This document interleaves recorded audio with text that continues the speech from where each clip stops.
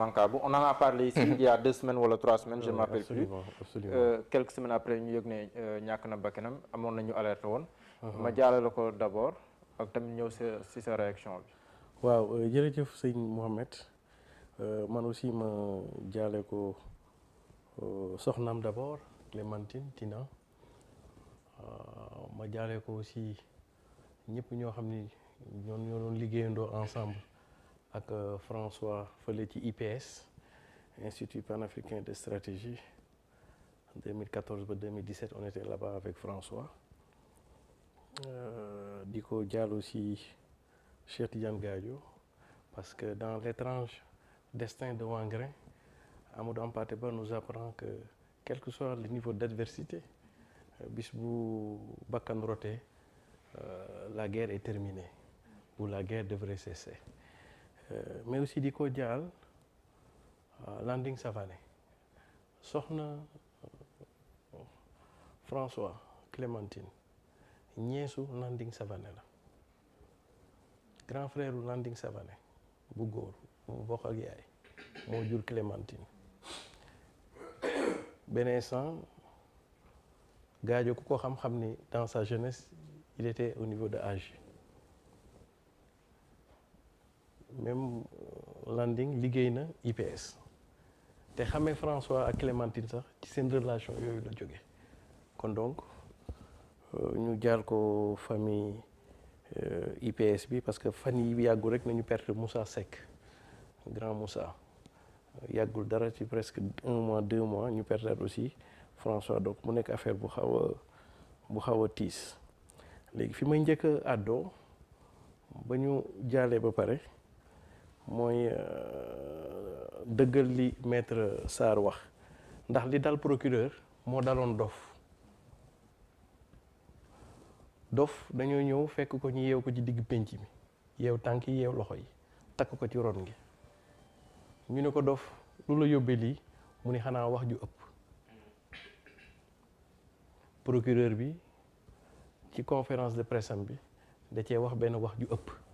mooy da la maître doon expliquer mooy affaire vidéo boobu ak yooyu soit dit en passant dof dafa ni woon yéen a ngi waa dëkk bi dañoo war a taxaw di dem ngénte mu ni da ngeen may yóbbaale bu ngeen may yóbbuwul xale yëpp lay rey ñu faf ko takk ko nag def ko kon nit de dana wax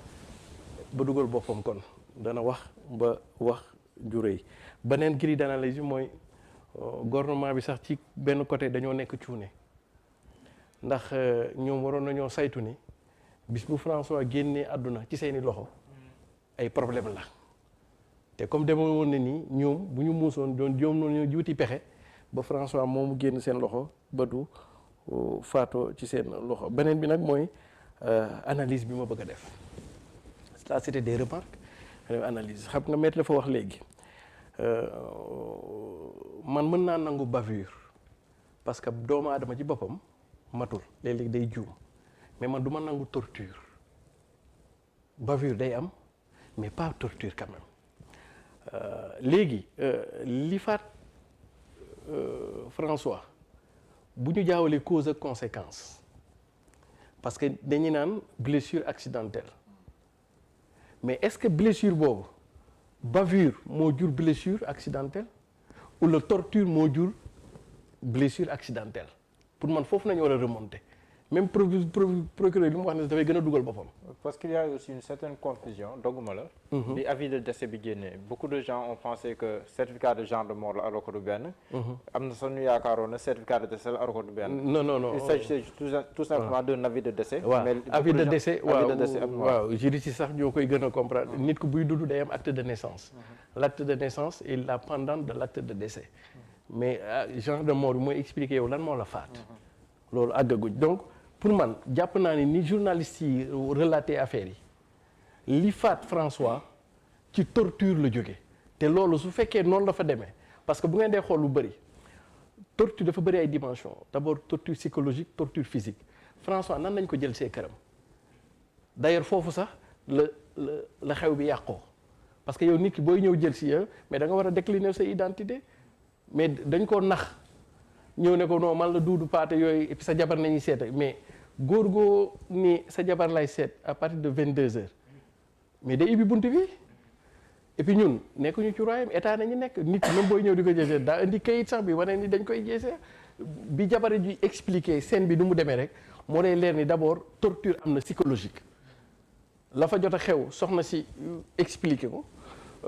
ca côté physique bi man tamit jàpp naa jusqu'à preuve du contraire torture physique am na fi kon donc su loolu su demee ba ñu ne mort accidentelle antérieurement loolu conséquence la te benn torture te mooy li may wax ni bavure moom mën nañ ko accepter parce que doomu aadama bu ne day jub mais torture moom c'est inadmissible à l'état actuel moo tax ma yaakaar ne sunu police nationale dafa war a jël ay responsabilités am ci lii parce que dafa mel ni ñaari affaire su ngeen ko dee xool bu baax mooy deux éléments très distinctifs du régime du président son excellence Macky Sall ñaari affaire il y a ce que j'appelle souvent la juridisation de la politique ou de la vie politique c'est quoi c'est le règlement des comptes ou des différends politiques par voie de justice souvent dafay am bu la mënul tënk fii créer le procès tóor la fële mais beneen bu nit ñi dul seetlu mooy la politisation des services de sécurité et de défense xam nga ma expliquer la lan moo tax police bi war a leeral lii parce que il y dépend de son honneur au service de la loi parce que dafa mel ni jamono yi ñu génn bu ngeen ko seetee il y a eu beaucoup de recrutement dans la police et même dans la gendarmerie yoo xam ne da ci am ay quotas yoo xam ni ci parti politique yi nañ jóge dont notamment les marron beige nañ koy waxaw ma et cetera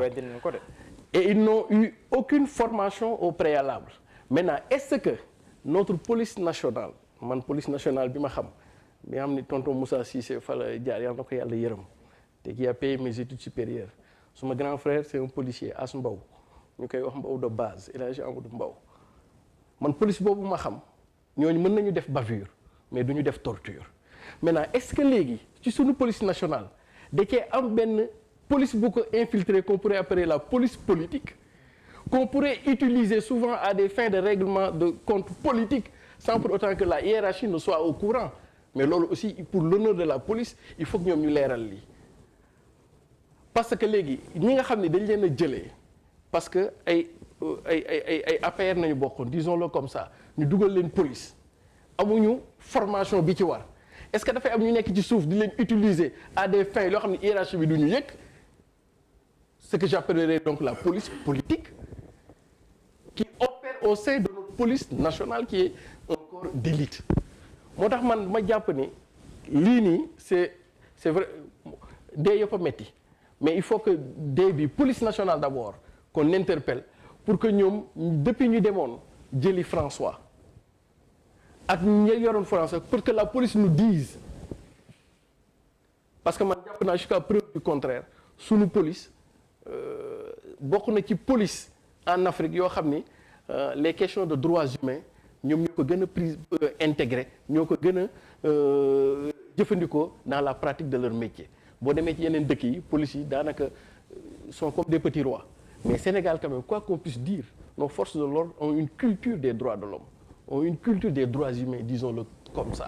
donc je ne peux pas ak ni ñu koy gars yi di nettalee keroog maa ngi déglu vidéo bi maître Sarr di ko expliquer li xew Ziguinchor ak yooyu mais ça c'est pas nos forces de sécurité et de défense donc il faut que ñu il faut que ñu trouver ci solution man xaaruma procureur ci affaire bi man li may xaar mooy et que la police nationale qui est un corps d'élite nous dise depuis l'arrestation de François ba li ci topp nii ñan ñoo ci nekkoon ak qu'est-ce qu'ils ont eu à faire voilà léegi beneen bi nag mooy am benn conséquence politique peut-être loolu dina ci ñëwaat après. moom mooy nekk deuxième tour de table